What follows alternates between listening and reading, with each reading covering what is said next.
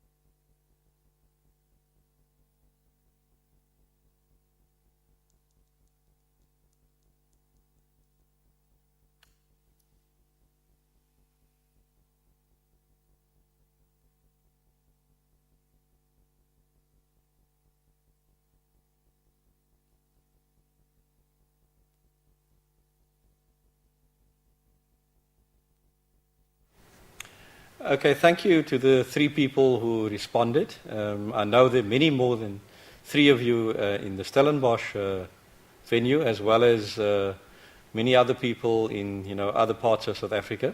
But thank you to the 3 people that responded. 2 of the people said number 4, informed consent, and 1 person said number 3, anonymity.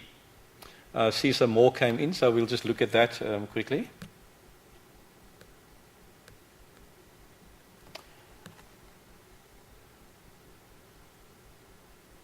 So there's another person that said number 3, and 1 person said number 4, but not sure. The answer that in this particular case, that if we took Burgess' article in your reader as our guide, then anonymity would be the correct answer. Number 3, which is not an ethical dilemma. I suppose you can probably make an argument for that, but one would want to hear that argument. But what you try to do to protect, which is the ethical consideration that you will try to implement, would actually be to, if there are research subjects, is to try and ensure their anonymity, so that nobody can actually identify who the research subjects are. So that wouldn't necessarily create a particular dilemma. So according to the article in your reader by Burgess, there are 4 key ethical dilemmas. So let's talk about those very briefly. And the first one is research sponsorship. If you think about research sponsorship, if people are funding a particular research program, then of course very often those funders, they would require certain outcomes, or there might be expected outcomes on the part of funders or people who are sponsoring research, and that creates an ethical dilemma, because what one tries to do when you conduct research is to try and report what is true. And often it's a dilemma when doing research where the research is actually funded from somebody external to those conducting the research, particularly when there's an expectation that there should be certain outcomes. Now we know that this happens a lot in work that's research that's done, say, in the field of medicine, where pharmaceutical companies often have a big interest in making, lots of profit from particular, medicinal products that are produced, and they might fund, research, and then there's often a dilemma because the findings of the research might actually not be in line with what the expectation of the funder might be. So that can create ethical, dilemmas.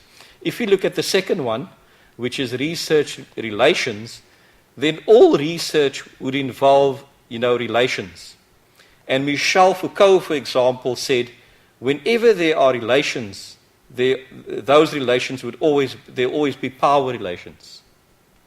So if you look at researchers generally, then researchers are generally middle class, at least, middle class people. And the research that's conducted is often done with vulnerable people, people that are on the periphery or marginalized in societies. And often, particularly vulnerable people who are marginalized, are often exploited by researchers. Even in the schooling system, you will find that a lot more research is done in underprivileged schools, for example, and not necessarily done in privileged schools. So, and when there are power relations involved, then of course the possibility of exploitation, is always there.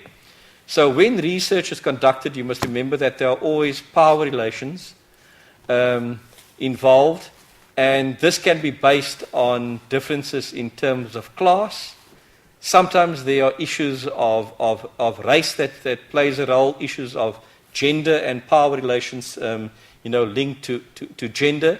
And these are things that one needs to think about when you conduct research, and to look at what the ethical implications of, when one does research, what the ethical implications are of all the decisions that one makes. Often you can't identify all, ethical dilemmas. Some of them would arise and emerge as part of the research process, and it's often only with hindsight that you realize that, there were, particular ethical problems in the research. But it's important then to reflect on that very critically. So research relations, that would be another ethical, dilemma. Then the other thing that researchers try to do is to always get informed consent from those that, from research subjects. In other words, that people are, correctly informed that they're going to participate in a particular research project. They must be given, all the necessary information so that their decision is one that's an informed one. That's very important. And then if people are, say, for example, minors, like school learners, when people conduct research, it would be important to firstly get permission from the relevant authority. So, for example, the Western Cape Education Department or the Gauteng Department of Education, or whatever the particular authority is, they would have to give permission. One would then still have to get the consent from the parents in the case of minors and so on. But there can be dilemmas when it comes to this in particular, cases. There could be cases where the moral, there could be a bit, a stronger moral reason to conduct, research where you don't actually get the consent of people, where the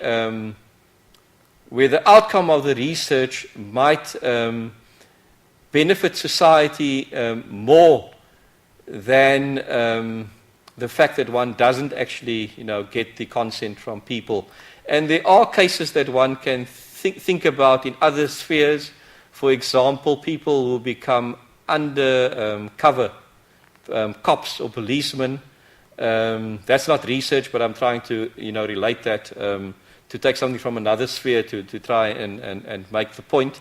But there were also cases where people, for example, conducted ethnographical, research on particular groups of people, for example, cults, religious cults, where researchers have actually infiltrated these cults and where they pretended to become part of the cult to get to understand the cult, particularly in cases where there is a danger that this could lead to the murder of members of that particular religious group, as we have already witnessed in the past. So that would be an example where you wouldn't gain, informed consent, and it's a dilemma because you're gaining information from people without their consent, but the benefit to society might actually be greater than the particular ethical consideration, or the ethical responsibility to society is greater than to the individual. So that would be another example. And then with data dissemination, it's also important that one takes, ethical steps. For example, that if that data, for example, at particular stages of the research is not disseminated widely to the public, that it is made, that it is kept only by the researcher or the researcher's, supervisor, if it is a student, and only when the research has gone through ethical clearance processes within the institution and it has been approved by an examination body and so on, and people feel that it's fit to be made available in the public domain, then it is actually made available. But there are also instances of theses that are produced that have sensitive information or confidential information, and then there would be an embargo placed on that research, or it would not actually be made available publicly. So these are some of the stuff that one has to consider in conducting research. So what I wanted to point out here is those four important, ethical dilemmas. You would have to know them and be able to describe what it is that they entail.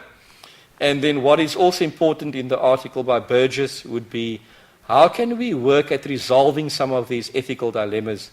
And there are two things that are important. And the one is through collaboration. If one actually conducts research collaboratively with other people, then that eliminates the possibility of exploitation.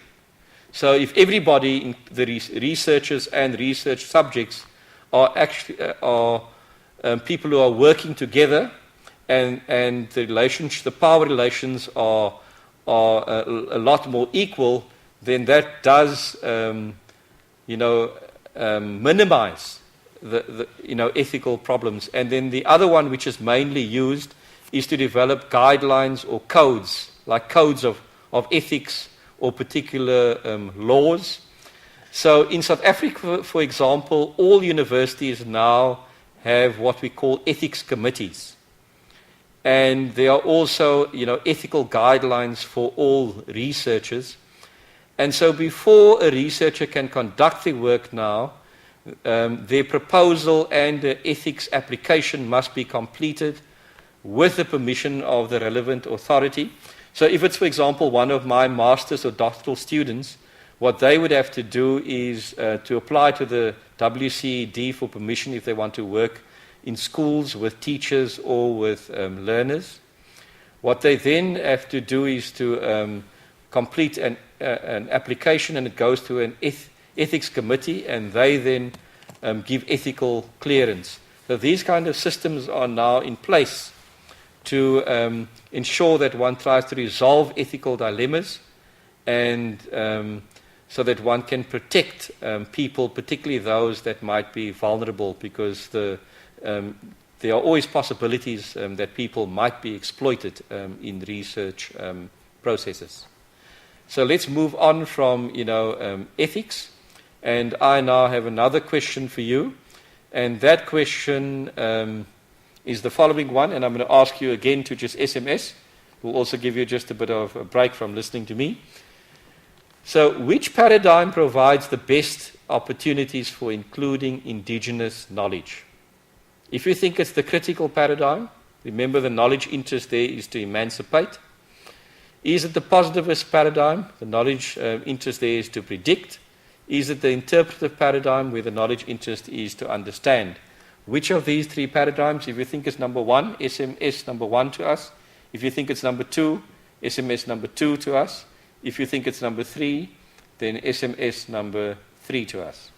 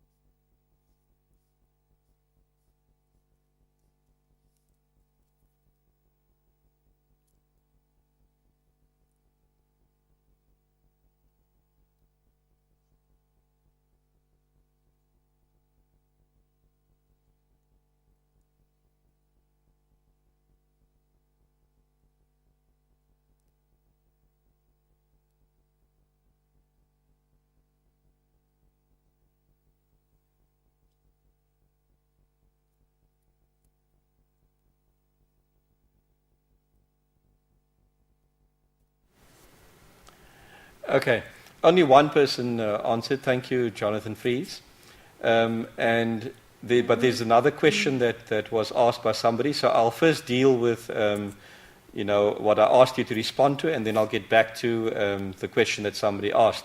If there are any other people that would like to ask a question, please send through your question, and then I can try and respond to that. But let me just get back to this question that I asked, and then I'll get back to the other question. Which paradigm provides the best opportunities for including indigenous knowledge? Now, the interpretive paradigm might. It's unlikely that the positivist paradigm will do this, but the answer there is, I see there are some more responses. 2 people said 3, 1 person said 1, and the other person said 2.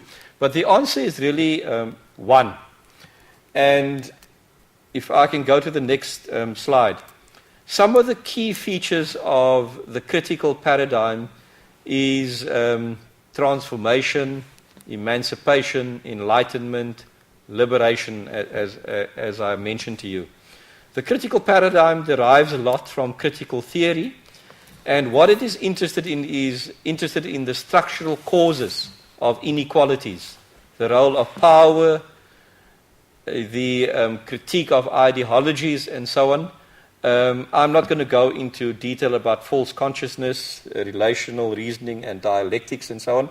I can explain that very briefly. Let me just explain to you what false consciousness is all about. It's actually a Marxist and neo-Marxist term that a lot of people who do critical work that they use.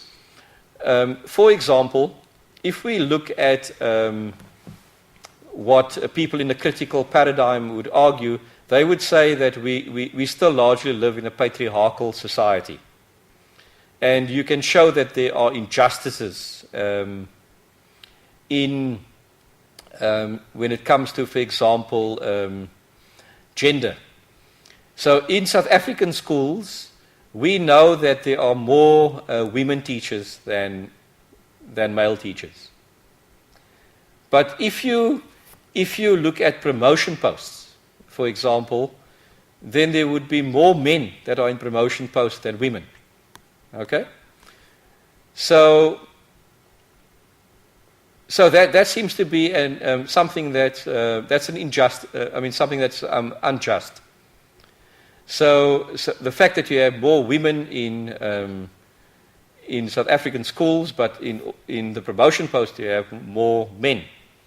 Now, if a woman came along, for example, and said and made an argument that she believes that it's not her role in society to take a leadership position in schools, that's actually meant for men, and that men are more suitable to do this kind of work, then what critical scholars would argue is that woman has a false consciousness.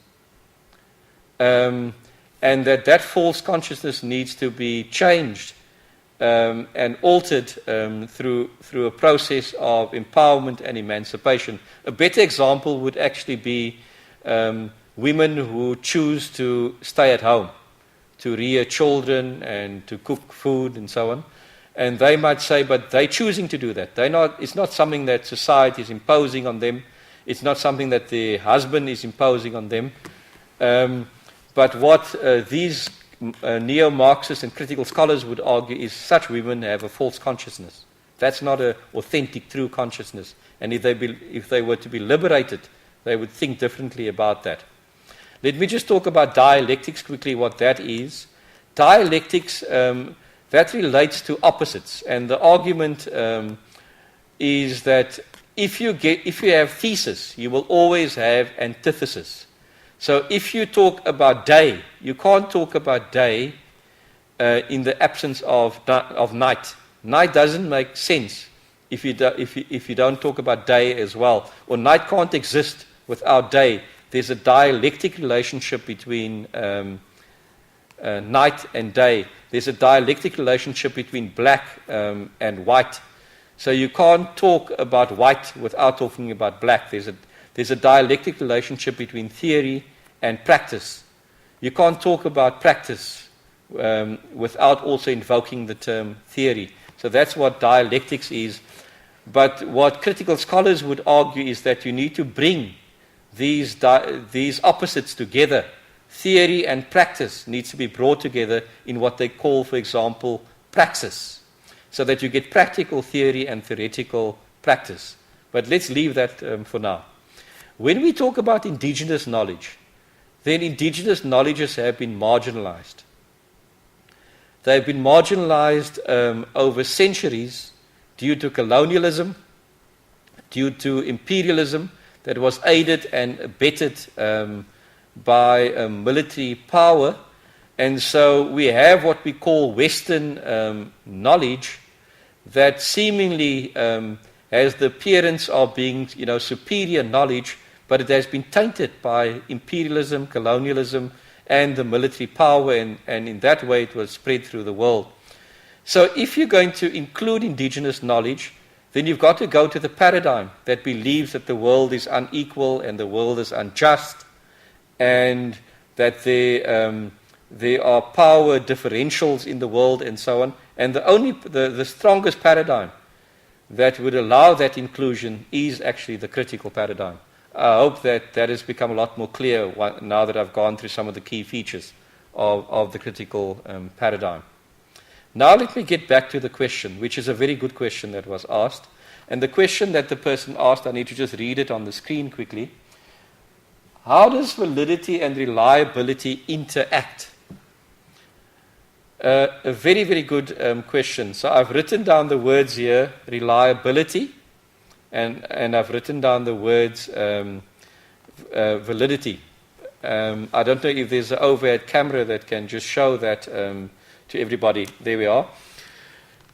So reliability is got to do with consistency.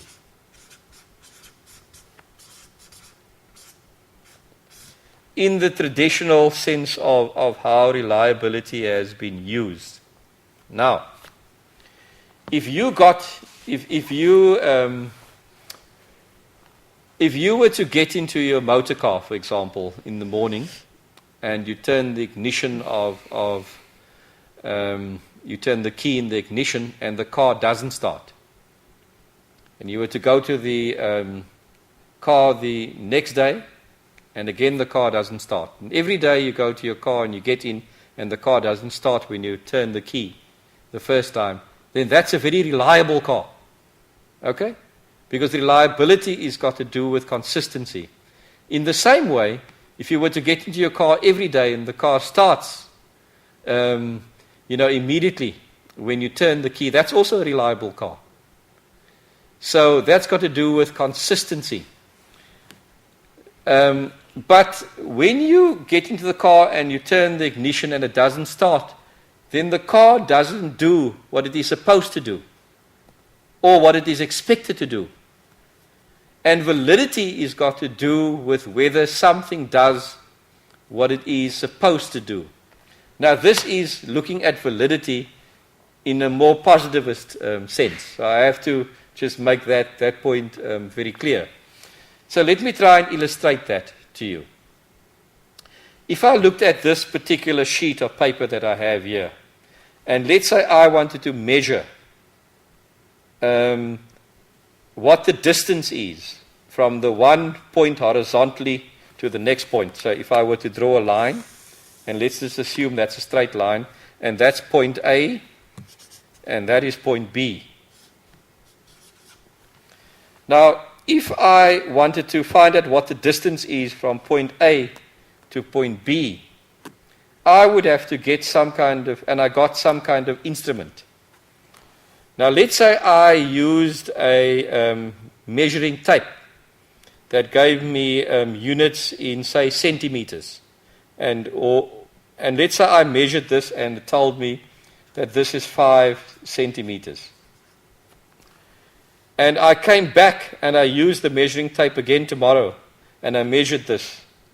And if everything was left like this and I came back next year and I measured this again and it gave me 35 centimeters, then my measuring tape, which is my instrument, is a very reliable instrument. Okay? It's a reliable instrument because it is giving me, consistent measurements. Okay? It's giving me consistent results. Now, let's look at this again. If I then asked, what am I actually measuring? What am I measuring? When I measure distance, then I'm measuring length, isn't it so? So the 35 centimeters is an expression of length in a particular unit, which is centimeters. So if I now ask the question, does the ruler, what does the measuring tape that I used, or the ruler, what does that actually measure? And if your answer is that the ruler or the measuring tape measures length, then that is a valid ruler or a valid instrument. The ruler or the measuring tape is valid because it's measuring what it is supposed to measure. It is measuring length. It is not measuring volume, for example, okay, which we express in milliliters or liters. If you got something that measured volume, like a beaker or something, and you fill that with water and you try to measure this distance accurately, then that particular beaker that measures, say, volume in milliliters would not be a good, wouldn't be a valid instrument to use. So validity is got to do with whether an instrument measures what it is supposed to measure, and then reliability has got to do with consistency. Now let me use an example that you would understand a lot better of where you can get something that's reliable but not valid. Let's, for example, say that you had a grade 12 class and you were the biology teacher, and you wanted to test their biology knowledge, say at grade 12 level of, say, photosynthesis. But the test that you gave to the learners, say on the 30th of June, was a geography test. And what you then did was you came back on the 1st of July, and you gave them the same test. What that test produced, what you can then do is you take the results of the first test, you take the results of the second test, and you can then correlate that through a statistical method that is available, and you can determine the reliability coefficient. Now, let's say the learners perform similarly on the first test to the second one. We can say that the test is reliable. It's producing consistent results. But that test is not valid because it's not a biology test. It's not measuring what it's supposed to measure. A biology test in photosynthesis, it is measuring geography knowledge. So I hope that would, in a sense, be clear. So that is what the difference is between reliability and validity. But of course, it gets a lot more complex than that when you look at what validity means in other paradigms, like the interpretive paradigm and so on, where reliability tends to become less important. This interaction between reliability and validity is a lot more important in a positivist paradigm. Okay. What we want to do now briefly, because time is moving on, is to just talk about your assignment for the next 10 minutes or so. Now, when you look at the assignment, if you can go back to the screen, the first thing that you must have in your assignment is, of course, a title. Okay. And the title should be brief and clear and no more than 16 words. Now, let's say, for example, your interest was to investigate the lived experiences of, say, geography teachers in a primary school. So let's say your research question was, what are the lived experiences of primary school geography teachers, something like that. Then you need to write down a short title, and your title would, for example, be the lived experiences, I'm going to write it down here,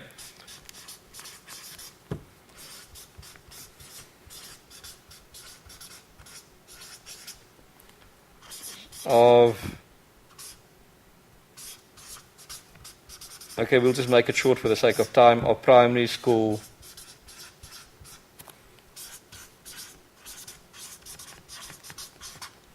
teachers. We can put in the geography there, but for the sake of time.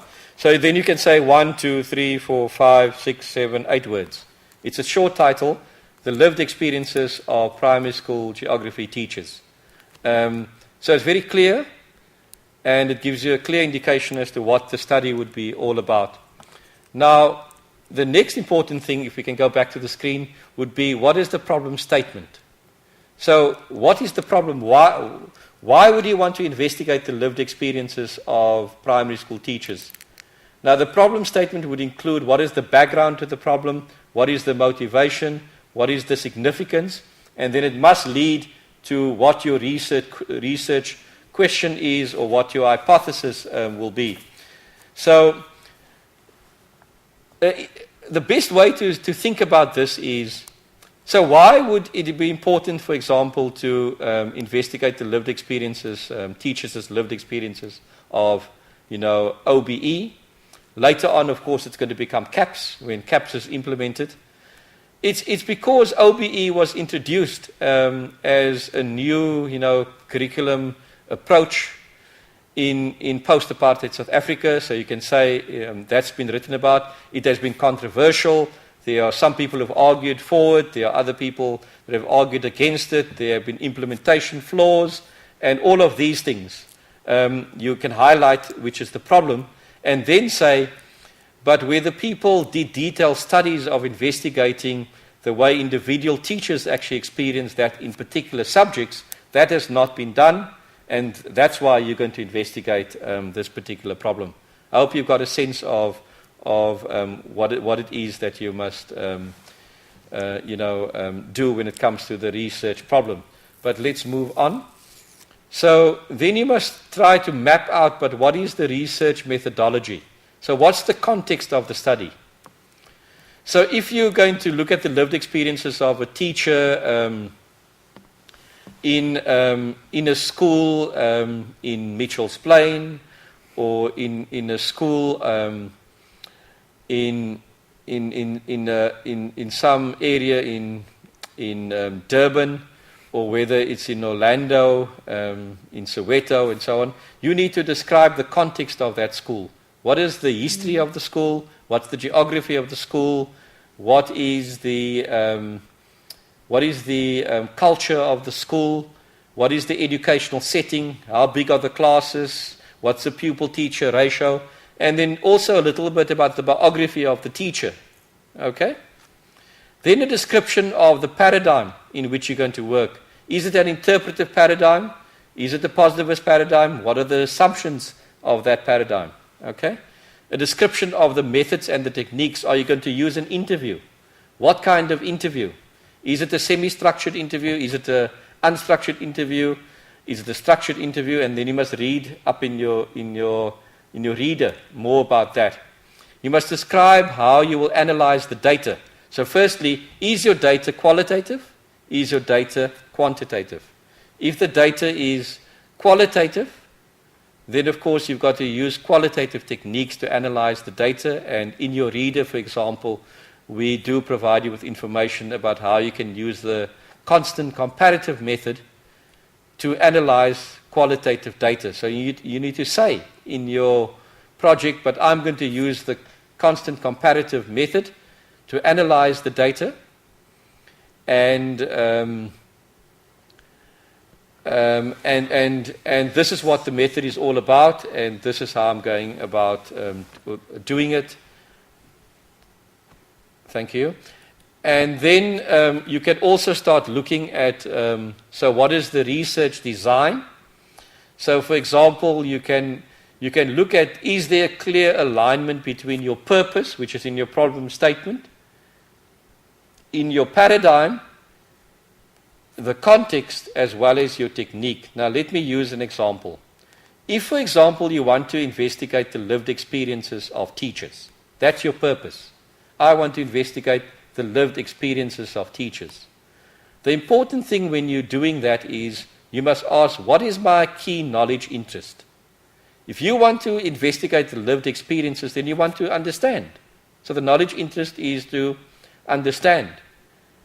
You want to understand what teachers are going through and what they're experiencing and so on. When you look at that at the paradigms that I gave you in the table earlier on, then understanding relates to the interpretive paradigm. So you can see the purpose matches the paradigm, which is the interpretive paradigm. If you work within the interpretive paradigm and you want to find out the lived experiences of teachers, then you can't go with a closed questionnaire that's positivist. You need to go with a more open-ended questions. So an interview would be a good technique that's going to fit in with that purpose and that paradigm. And the context becomes very important, and it must be richly described, because that's going to help you to interpret your results. So there's a good example of how the research design is coherent. The purpose, investigating lived experiences, matches the paradigm interpretive, matches the technique and interview, and the context is richly described. And then that makes for a very good, coherent project. Then, of course, we can investigate issues of reliability and validity. And here I want to come back to the question that we addressed earlier on about validity and reliability that Crystal addressed before the end of the break. Let's look at the example we spoke about again. You're going to research the lived experiences, how teachers are experiencing OBE. Okay, so that's what you're going to try and find out. Now, when you develop the questions that you're going to ask the teacher, then the questions that you ask must be questions about the lived experiences of teachers. Remember, you must ask questions. Validity is not about consistency, but validity is whether you're measuring what you are supposed to measure. So are the questions about lived experiences and not something else? They can't be questions about perceptions. They can't be questions about attitudes. There must be questions about lived experiences. So one of the ways in which you can ensure validity in your assignment is to ensure that there's at least content validity, that the content of the questions are valid. And the way in which you can do that is to give it to a few of your peers. For example, 2 or 3 other teachers, and then you can ask them, do you agree with me that the questions that I'm asking are questions about lived experiences and not about anything else? And if there is consensus, then one of the ways of ensuring content validity is through expert consensus on the part of experts. The ethical considerations is to just describe what ethical considerations you undertook, and we discussed 4 of them. And then, of course, you need to discuss and interpret the data. You must say, in other words, what the data means, and then, of course, you also have to come up with, conclusions. So that sort of brings us to an example of what can be a good research question. If you're working within an interpretive paradigm, a good question could be, how do geography teachers in a Stellenbosch high school experience OBE? How do geography teachers in a Stellenbosch high school experience OBE? Just to show you another example, which you don't necessarily have to do because you wouldn't be able to necessarily have access to all of the statistical services to do that. But if you were to ask a hypothesis, for example, then you would formulate a hypothesis in this way. You get something that's stated negatively called a null hypothesis and something that's stated more positively. So a null hypothesis would be, for example, there is no significant difference in male and female teachers' perceptions of OBE. And if you stated that positively, there is a significant difference between male and female teachers' perception of OBE. So that's some guidelines which we took you through for your assignment, and that brings us to the end of our session. And I don't know if there are any questions that people want to maybe quickly ask about the assignment. And Crystal, I don't know if there's anything you would like to add concerning the assignments and some of the key issues that you might pick up when you work through the assignments. Some students actually made contact with regards to the interview questions, but there's no background to the question. So I can't actually give constructive feedback if I don't know the sort of background or even the main research question, because the interview questions that you ask the teachers is supposed to be an attempt to answer the main research question, and some students don't even have a main research question or a background. They say I had a situation where one student sent me 30 questions and she wanted some feedback.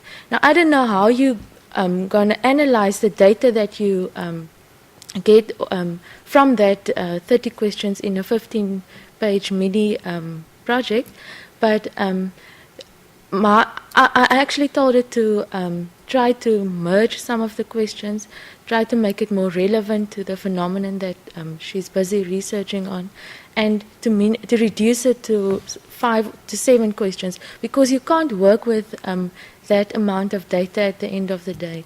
And then there are also some, that is just with regards to the questions. So if you want assistance, then please see to it that you just give me some kind of background or a main research question. And the question is also not the title.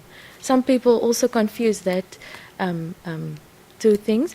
And then also, I also received some handwritten assignments, and I can't even determine in which language it's written because I can't read the handwriting. So please just type that. Just see to it that your assignments are typed. I'm not going through the common mistakes because we went through that in the previous session, and the guidelines and so on. So it's fine. Okay. Yeah, I think those are important questions if you're doing a project where you, for example, investigating the lived experiences of teachers, which would be a typical kind of question for an interpretive paradigm, then don't ask more than about 5 questions, as Crystal suggested, because they're open-ended questions. If you want to find out somebody's experiences, then you must give them the opportunity to talk about their experiences. So you can't try and direct those experiences with too many questions. So they must be fairly open-ended questions, so that you can elicit from the research subject, what their lived experiences are. And you can't, in such a qualitative study and a small project, go and ask 10 or 20 or 30 teachers. 2 or 3 teachers would be enough. If you get rich data, and it's really rich data, then even one person could be enough, if the data is rich enough. But 2 or 3, maximum 5 people, that would work. It's the quality of the data that's more important than your ability to analyze the data. That's a lot more important in this kind of study. And then we have to insist that you, at the honors level, that you send in a typed project and not a hand written project. And we have to unfortunately send that back and ask you to redo that. That's going to become very important. We're also assuming that you will continue with master studies in the future, and you cannot hand in a handwritten thesis, for example. So that's some of the things that you must learn and skills that you have to acquire. So that's also important. Crystal, anything else? Yes, some students, I've marked a few of the assignments, and I can see clearly that some students just copied some of the colleagues or friends or whoever's assignments last year.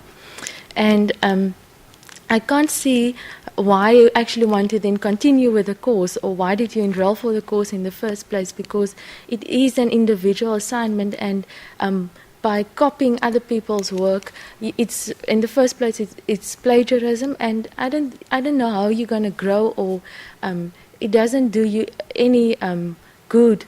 So, Professor, I don't know if you want to say something on the plagiarism. Yeah. No, that is important, and we do have a policy at the university around plagiarism and so on, so you would be able to get that somewhere on the website of the university, or we can make that available to you. But it has to be your own, independent work, and so you cannot, copy someone else's work. So that is also important. Our time is up, so we're going to end. We have another session in October. And to make that session useful, because we've done, in the first session in April was mainly to do sort of lecture type things, and here we try to do some interactive stuff with a different approach around questions.